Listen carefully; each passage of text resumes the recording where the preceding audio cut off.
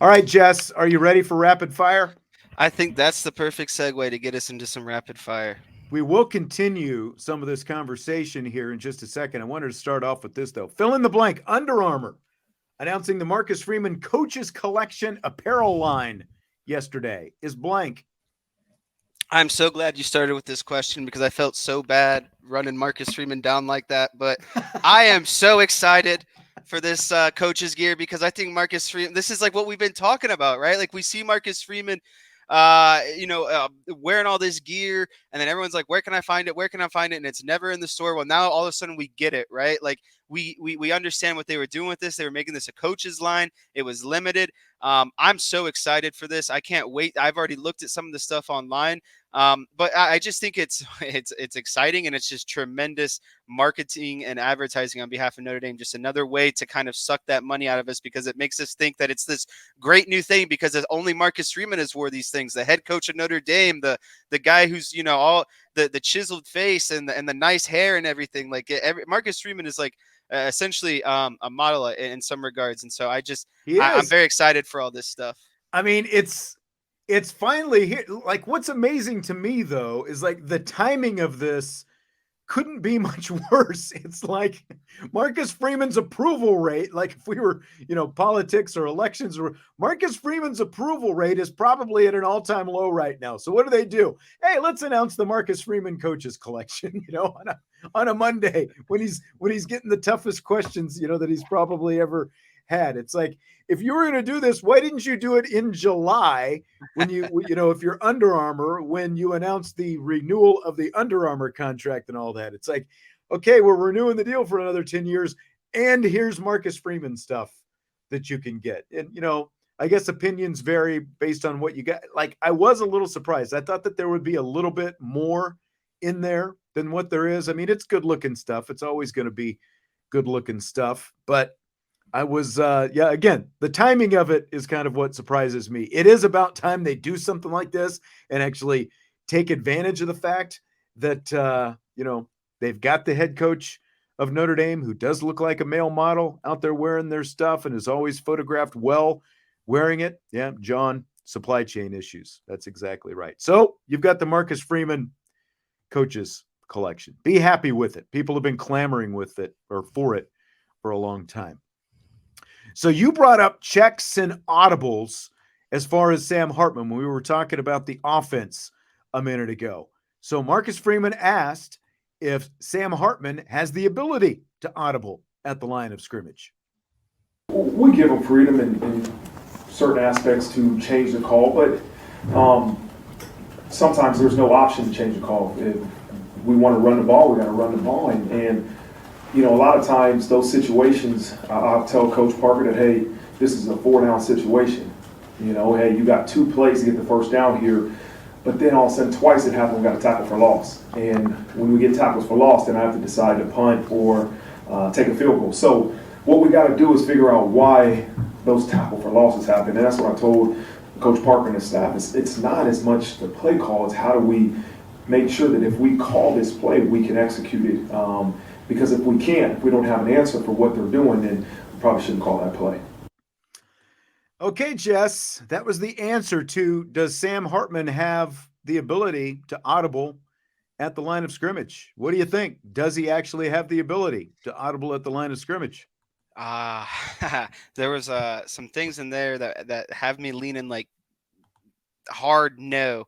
The certain aspects, and if we want to run the ball, we are going to run the ball. I think when he I said know. that, that was just like shooting himself in the foot, and then he quickly tried to divert to a topic that has no relevance to what he was just asked. The fourth down situation, if we're trying to run to set up another play, that still doesn't count for if they show up to the line of scrimmage and you have 2 plays to get it, but the one play isn't showing you the look you want, then why shouldn't you check out of it and get a better play to get positive yards for fourth down, right? So that had no relevance to the question that Marcus Freeman was asked. And so I don't Sam Hartman does not have the ability to audible, and I think that's sad. He's a 6th-year quarterback. He knows football. He knows how to read coverage, all of those things. He knows how to count guys in the box, and I think it's a huge mistake on the Notre Dame offensive staff if you don't have a built-in check for almost every play. You should be coming to the line of scrimmage with a play that can be run, that a pass play can be run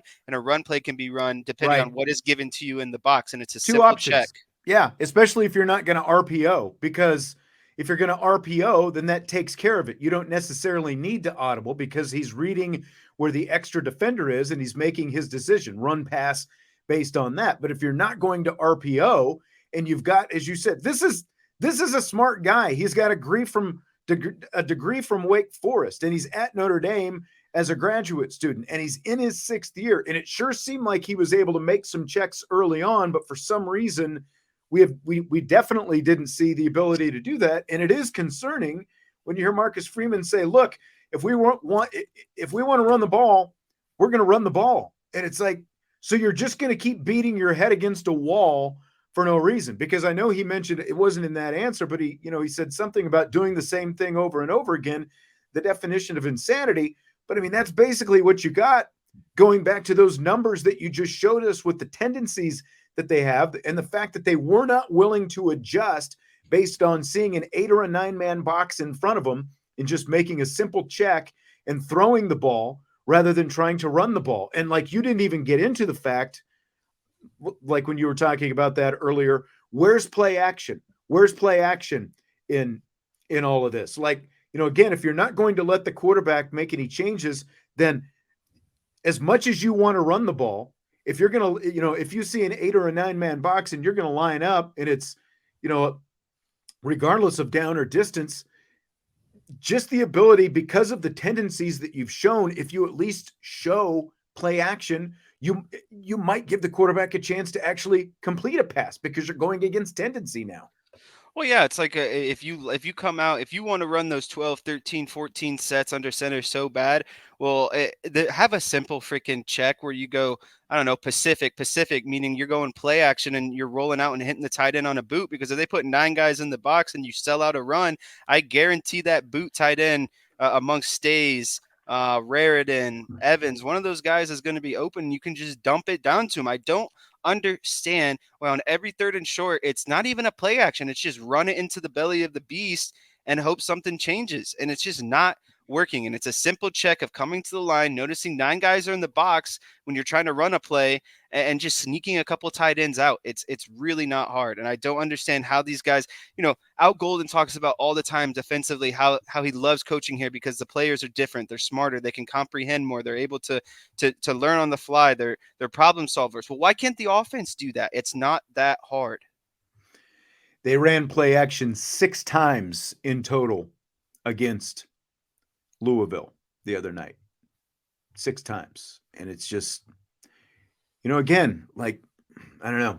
There needs to be some simple adjustments. We did see more scan offense the other night, which is... Notre Dame should have abused Louisville in the slot with Faison and Tyree and the tight ends all night, depending on if you wanted to get vertical and speed it out, or if you just wanted mismatches with your big tight end over the middle of the field. They should have just abused them, and they didn't do that at all. They just kept doing the same stuff. Yeah, it's going back to all these different personnel packages, and I think it's a bit disconcerting to see all these things popping up at this point in the season. So something else that was new, the Irish rotated offensive lineman the other night in the game. Here's Freeman's evaluation of that experiment. The performance of the offensive line was decent. We got to get better. That's the reality. We got to get better, and we had a plan going into that game to roll guys and to see if we could elevate the play as a whole. I was really pleased with the way Zeke stepped up and was challenged, obviously, from the week before with a couple false start penalties, and he really stepped up. The guards were solid. We have to continue to get better, but across the board, we have to continue to improve. And so I can't say it was great. I don't want to say it was terrible. It was just, it was solid, and we've got to get better. Solid, but they've got to get better. That's his evaluation. What do you think of the offensive line performance?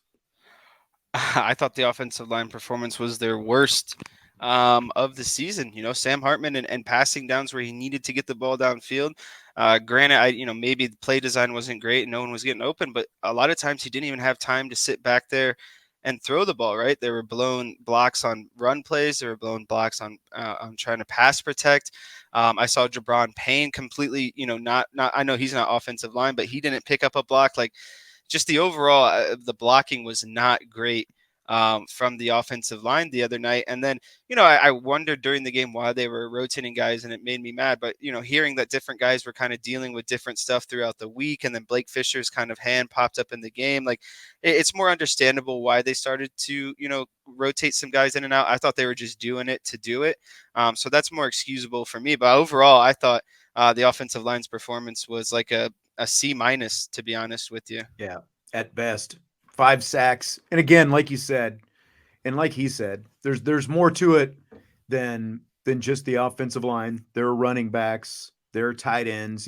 I know that there was one actually, and I thought Joe Alt, surprisingly, that was the worst game of his career, I think, to be honest with you. Slammed on that one play. There was more than one play. He got blown past on another. I don't know if there was, Marcus Freeman kind of hinted at this. They need to simplify maybe some of the blocking schemes. Maybe there was too much going on, and that led to some confusion. I don't know how much that goes to Rudolph at the end of the day. But Joe Alt looked horrible. Like I said, worst game of his career, and the offensive line was at its worst too this season. But again, like if he really means we've got to coach better, then that goes back to these tendencies. Everything goes back to these tendencies, because if you are that predictable in terms of run pass based on the formation that you have and the personnel packages that you're sending on the field, you are not putting your offensive lineman or anyone else who has to block in position to succeed, because Louisville was just pinning their ears back more times than not. 5 sacks, 8 tackles for loss, both season highs against Notre Dame. They only run for 44 yards, 1.6 per carry. You're not putting your guys in a position to succeed, whether you're rotating or not, when you're that predictable with the kind of formations that you're showing. Yeah, I can't agree more. What were you chuckling at? I missed something in the Stymie said they snuck some of that Kentucky bourbon into Notre Dame's Gatorade. They might have. I thought that was funny. Crying Belly says, I dare teams to load the box on Notre Dame. I don't know if that's sarcasm or I think what that's exactly. Some big sarcasm. It must be. I guess maybe is he saying that as Marcus Freeman? I guess. I don't know. It was not a good night. It was not an average night. It was a below average night. Yeah, and I just think the biggest contributions to this loss were play calling, situational play calling, and the offensive line stunk. I think those combinations, you're not going to win a lot of football games when you're not calling the right plays in the right situation, and your offensive line is just having its worst day of the year. And H wants to know 70-30 coaches versus players for the I'd say 70-25, 75-25 is where I'd be more so at.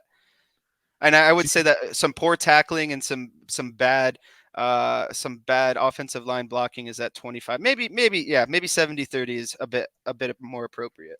I think it's right around there, because again, when you break everything down, starting with the fact that Notre Dame was so predictable based on the way they lined up and who was on the field, I think it stems from that.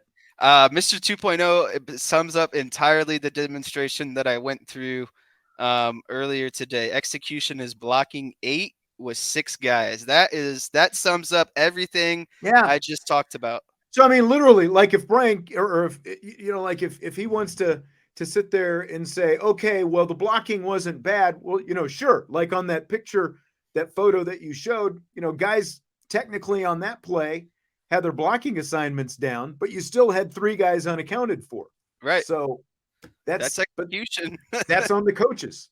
Those 3 are on the coaches. Like you can say that they executed. Yeah, those 3 are on the coaches. DK wanted to know if you could whiteboard the 4th and 11, but punting the ball. I like that one. Very funny. David says he does believe that Freeman has his fingerprints on the offense this year, and I'm believing he did this year as well. When you look at what this year's offense has become, and you're talking about a defensive-minded head coach who wants to establish the power run game. Yeah, who's talked about, I want this to be an offensive, defensive line-driven team, and he wants that power run game. And I mean, it sure looks like it. You had, when you were in college, from your freshman to your sophomore year, you had a defensive coordinator take over as head coach. Did you feel a shift in sort of the a difference in the offensive philosophy? Oh yeah, immediately. We wanted to spread it out. Wanted to spread it out a little bit more and get our guys less between the tackles and get the ball out a little bit more. We didn't have very good quarterbacks, so it was get the ball out quick and kind of rely on our like a RPO kind of run type system. And before we get too far down this hole, I wanted to get into this comment by Crystal Rose a little bit ago. Maybe Hartman was so frustrated because he was forced to run plays he knows isn't going to work. I think this is a topic that has to be talked about, because I'd be pissed if I was Hartman too, a 6-year quarterback, and I notice coverage and guys in the box, and I'm told I can't check out of it and run a play that is doomed, right? Like that would be very frustrating We had a lot of people talking yesterday about seeing Sam Hartman, like when they were huddling up on the sideline and the team would be huddled up and he'd just kind of be standing there to himself outside the huddle and those kind of things, looking a little bit miffed. I think that's a very good, valid point. Maybe it was because again, it's just like, okay, we're just going to keep beating our head against the wall, doing it this way. I think I'd be probably upset as well. Joe had a super chat that he slipped in there. Thanks, Joe. He said, "Hi, fellas, just dropping in, busy making dinner, some gnocchi. I saw this fall's 80-20 coaching, and it's Parker and Freeman for putting up with it." I'm not sure for putting up with it, but what do you think? I don't know exactly what he means by putting up with it, but I think the majority of the coaching mistakes came down to Parker and Freeman at the end of the day. And so I'm comfortable to lean on, at least 70% of the mistakes made were coaching related. And if we want to get specific on the coaches, it's Freeman and Parker. Yeah. Joe followed it up. His biggest frustration is, why bring in a veteran quarterback if you're not going to let him run the offense? Yeah. And that's Vince and I were talking yesterday.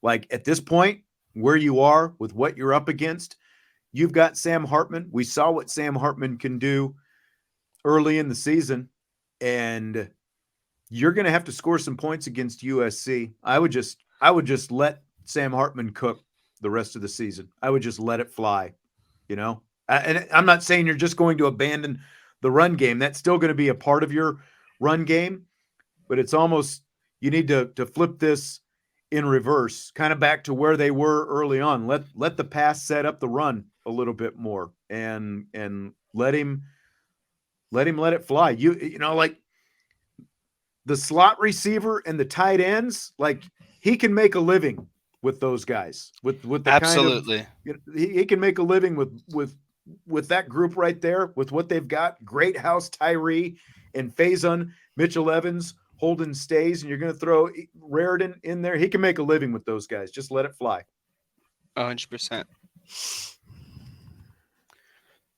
Speaking of Jordan Faison, he is now a scholarship football player, and I asked Freeman about him yesterday. I tried to play this yesterday, but I lost the soundbite. So here is Marcus Freeman on the newest scholarship Notre Dame football player, Jordan Faison. Jordan had gotten scholarship offers out of high school by a lot of different football programs, but he is a national lacrosse prospect, and he was committed to Notre Dame to play lacrosse, and we wanted him part of our football program. And so he's been a talented individual from the moment he stepped on his campus in fall camp, and he has shown that he has a lot of ability. He's continued to improve throughout the first 6-7 weeks of the season, and because of some injuries, we moved him. 3 weeks ago, he might have been on scout team. He was on scout team 3 weeks ago, and then we had some injuries, and we started moving him up with the travel squad, and he's continuously gotten better and gained the trust of his coaches. And we knew going into this game, we're going to play him. I couldn't tell you that he's going to go and score a touchdown and have another big catch, but we had a lot of faith and trust that he could perform, or we wouldn't have put him in there. And so it was really good to see him make those plays, right? To do it in practice is one, but to make them in the game is another thing, that he did it. So is he part of the plan going forward? Absolutely. And also I was wondering if you can kind of clarify, because you mentioned the lacrosse scholarship, kind of clarify what the implications of that are, like what happens with the scholarship going forward since he's played football now? So he'll be on football scholarship moving forward. So Coach Gordon doesn't have to worry about that. So that's what that means, is that he's on football scholarship. But he's still playing lacrosse too? Yeah. Oh, yeah. Okay. Yeah. All right. So there's Marcus Freeman on Jordan Faison. Before I get to the question for you here, Jess, that I had major pain wanted to know, how many snaps was Faison on the field? Did you happen to count snaps for Not for all the Faison. players? Okay.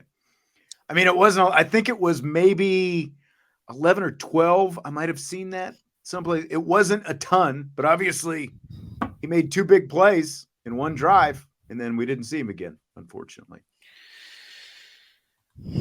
What kind of impact do you think that he can have on this receiving core? Specifically, I think that he could have had an impact mightily on last game, and the reason why is because Notre Dame needed to tear up Louisville with those slot guys, with Faison and Tyree, quicker guys in the slot, like I was talking about, maybe getting downfield a little bit and then using tight ends in the slot if you want to go shorter and more underneath. And so I think he provides a boost because he can give you, he's basically a Chris Tyree, right, at the end of the day. And so it's good depth of adding another fast and speedy player who can come out of the slot and really stretch the field for you and open up some things more underneath. And what I would like to see more is a little bit more of, Tyree and him and these tight ends in an RPO game, potentially, and using them to get, street guys downfield, have a tight end route as an intermediate route underneath. And then obviously the option to hand the ball off in the RPO scheme as well. And so I think he can be a boost. It's just a matter if they want to get him in there and really exploit the matchup and the mismatches that he can create. Yeah, I think so as well. But, kind of like you said, when you've got Chris Tyree and Jaden Greathouse as other potential slot guys, I mean, there's still different things you can do. I mean, if you have, if you're multiple with your receivers, I think the thing is sort of maybe just narrowing they're, again, as we talked about, they're fairly predictable. You can narrow down what the formation looks like, but just run different things out of it and move the guys around and accomplish just as much, probably even more at this point than what they're doing with so many different, packages and stuff that they're running out there. I mean, the guys got speed. We saw some of that the other night. Chris Tyree's got speed. The biggest question, I think, is what they can get from the outside receivers, because that's just something that we still haven't seen so far. I think Faison catches that ball that Tyree dropped as well. I don't doubt it. I know that's easy to say now, but like if I had to, and I'm not trying to get too far off track here, but if I had to boil down that game, specifically the second half, because I mean, it was 7-7 and the Notre Dame took a 10-7 lead, like with 8 minutes left. And like there was, that game was relatively close, like 75% of the time. And the Notre Dame just melted down at the end. I think the Chris Tyree play started it. The Maris Leofau face mask. Yep. Continued it, and Sam Hartman's last ugly interception is what kind of put the dagger into the coffin. And so you start looking at those two plays, game-changing plays. Tyree's got to catch that ball. And I know it was a little off to the other shoulder, but I don't give a crap. It hit him in the hands. It's in stride. He walks in for a touchdown. That's a completely different momentum shifting game. And I don't think that play was often talked about enough, but that falls under, again, some of the player mistakes in that kind of 70-30 ratio we talked about. But it's just, I think if you're going to play Faison, you have to be able to do stuff to get him into motion, because we just saw the lack of motion, only 18% last game, and put him and Tyree together on the field, make it harder to guard some of these shiftier, more dynamic guys. I guess what I'm saying is, if you're going to play Faison, if you're going to bring him on scholarship, then let him play and design some personnel groupings around him that really, allow him to shine. Maybe like you see him, Tyree, and Greathouse all on the field at the same time in like a trips bunch formation. There's just so much you can do, but you have to be willing to do it. Yeah, and I mean, if you line those guys up next to each other, just kind of like what you were saying before, they weren't even lined up next to each other, but depending on how you line these guys up and what kind of routes they run, you're going to make the safety have to make a decision. And he's going to make a decision, but one of the two should end up being open, especially when you've got the kind of speed, like if you're going to line up, like you can have Tyree and Faison on the field at the same time. And if you line them up next to each other, you're going to make someone have to make a choice, and it's going to be a choice that they probably don't want to have to make. So you're exactly right there. I mean, there are a lot of different things you can do. It's just a matter of how creative are you going to get and how much trust are you going to put in your quarterback? Because you bring in a sixth-year quarterback, you got to have more trust in him than what they've shown these last couple games. That's right.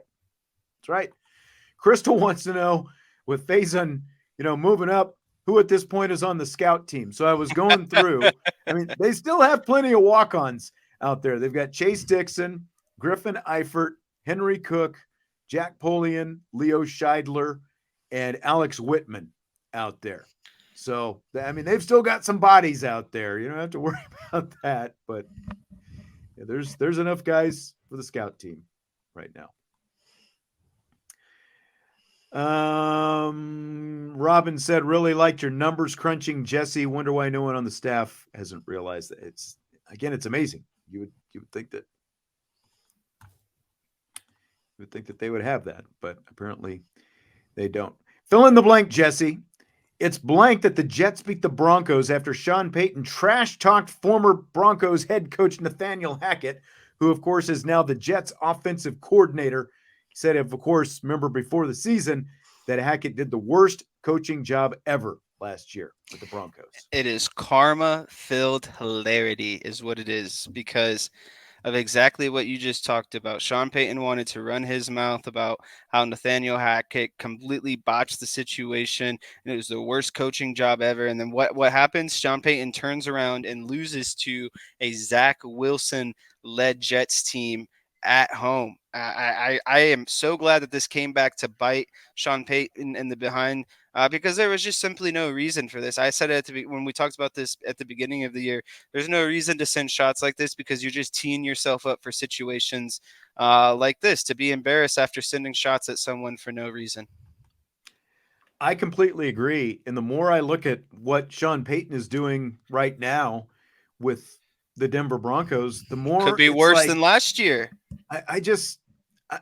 Maybe he turns this into something a year or two down the line, but he was expected to come in and have Russell Wilson, like he was going to be this quarterback whisperer and turn Russell Wilson's career back around. And the more I look at Sean Payton, the more it's like, everyone talks about Tom Brady and Bill Belichick, who's more responsible. Like Sean Payton had Drew Brees at the end of the day. And he also only won one Super Bowl with Drew Brees. But people act like Sean Payton is this genius. I think that Drew Brees needs to get a heck of a lot more credit than what he got for what was happening there in New Orleans when those two were together. Especially when you look at where they were. I don't know. So I think you're absolutely right, though. It's big time karma, and it came right back to bite Sean Payton in the mouth. And the fact that he fired his mouth off, knowing that he was going to have to play these guys, come back around, I think he got what he deserved. I think he got what he deserved for sure. So, Jess, I have saved this until the end of the night. I know we've got a few other random Cowboys fans in here now and then, but I have saved it for the end. How do you feel about the Cowboys after their loss to the 49ers Sunday night?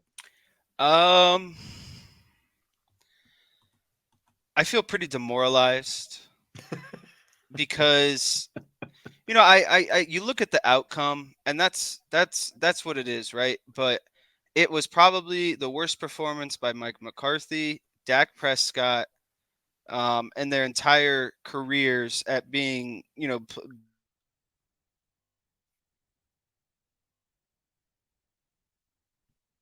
Dak Prescott played a horrible game. And really the demoralizing part is, this is a considered rivalry now, right? Because the 49ers have knocked out the Cowboys twice in the playoffs now. And so this game was kind of like, if you lose, you lose. Like the 49ers have one of the best rosters on offense. I mean, look at their weapons. They have Ayuk, Debo Samuel, Christian McCaffrey, and George Kittle, right? Like those are, and then you have probably one of the best play callers and play designers in the NFL and Kyle Shanahan. And then you look at the defense, Fred Warner.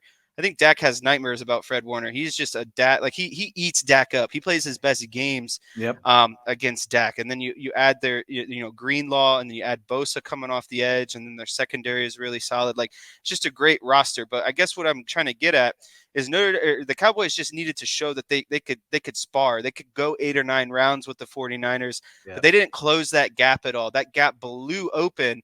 And so it's demoralizing because I have no confidence that, the Cowboys are going to make the playoffs. I'll tell you that right now. I bet on that right now confidently, but they're not going to beat anyone in the regular season that's going to show you that they're prepared to play the 49ers again, potentially in the playoffs, right? And so that gap between the Cowboys and 49ers has just gotten bigger. So it's demoralizing because it just feels like we're going to waste a whole season. They're going to get to the playoffs, and they're just going to lose to the 49ers the same way that they have the last 3 times. It's going to be another Cowboys season, is what you're saying, is they're a playoff contender, but they're not a legit Super Bowl contender. I had little to no expectations going into Sunday night because of everything that you just outlined. I said it going in. If they got pushed around by the Arizona Cardinals a couple of weeks ago, what are they going to do against San Francisco? They had no chance against San Francisco, and you're right. It looked even worse last night than it did in the playoff. Nice pits there, by the way. It looked even worse. Yeah, it looked so can things change over the course of a 17-game regular season? Of course they can. There's still a lot of football to be played, but I just am very doubtful. It's going to be the same old Cowboys. They'll feast on teams that are not that good against average teams. I even am a little bit concerned about the Chargers game this weekend, but again, they're a playoff contender. They're not a Super Bowl contender, and I am much more out on Dak right now than I have ever been at any point. Like for a veteran who's been around as long as he has, I saw somebody said it. Yeah, I saw somebody said it earlier. Dak is a great person, but I'm losing faith that he is ever going to be the guy to push. Well, the thing is with Dak is as soon as he gets down, he's not going to beat you. He's not going to beat you coming back, because when he starts pressing is when he starts throwing interceptions, when he's got to push the ball downfield more and be more of a quarterback and not rely on that run game as much and just straight drop back pass. He's just not good at it, and that's ultimately what it is. Yeah, Joe wants to know if they'll beat the Birds. I mean, they drafted it's a much Mozzie better Smith. matchup. It's a much better matchup than the 49ers. I think so too. And they split with them last year when each team's starting quarterback was out. I think these games can be competitive because the Eagles have shown that they've got some questions themselves. Their offense has been very inconsistent this year for having what they've got back and adding DeAndre Swift. It's just very sluggish for a long time, and then all of a sudden they hit a couple of big plays and it's into the end zone and so it's been very inconsistent. And I think that Dallas defense can contend with that. It's going to be a matter of what Dallas's offense is able to put up. I see a split for the two this year. And I think we're about a month or so away from the first meeting between the two. So that'll be coming up here pretty soon. I need Joe to get rid of that message. Tony Romo was a far better quarterback than Dak Prescott. Yeah. That hurts to see. No kidding. Give Tony Romo the offensive line and the run game that Dak had his first 4 years, combined with Romo's passing ability.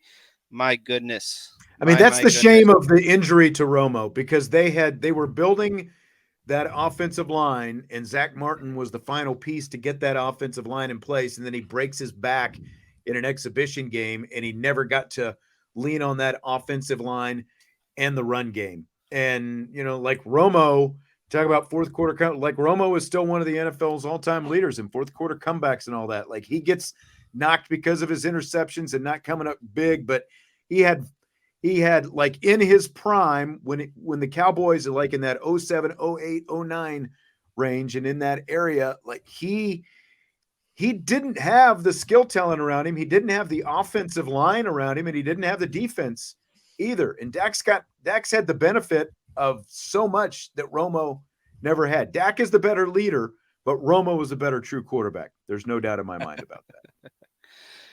Oh, yeah. And someone else just said the Cowboys lose every time Notre Dame does. That's what my kids told me. I swear that is more true than anything else. When one of them get embarrassed, it's almost like I the know. Ohio State game, and then the Cowboys got embarrassed by the Cardinals, and now the Yep. Louisville game, and the Cowboys got embarrassed by the 49ers. And, to top it all off, both those things happened this weekend, and my fantasy teams went 0-4. So I was 0-6 on the weekend this past weekend. Yes, that's right. Aaron, Romo always good until he got a girlfriend. That's right. Jessica Simpson. Let's blame Jessica Simpson for all of the Cowboys' woes for the last decade or so. Not Jerry Jones. All right. That's going to do it for tonight. Thanks for being here. We appreciate you. As always, a lot of great interaction and passion from the fan base tonight on the Lower show. those expectations, everyone. That's right. Keep them low. That way you'll be happy when things go well. Sean Davis is going to be back for the Mailbag Show tomorrow. Jesse, safe travels home tomorrow, and I will talk to you later in the week. Thursday. All right. Hit the like button on your way out. And, of course, subscribe, rate, and review. And we'll talk to you tomorrow on IB Nation Sports Talk.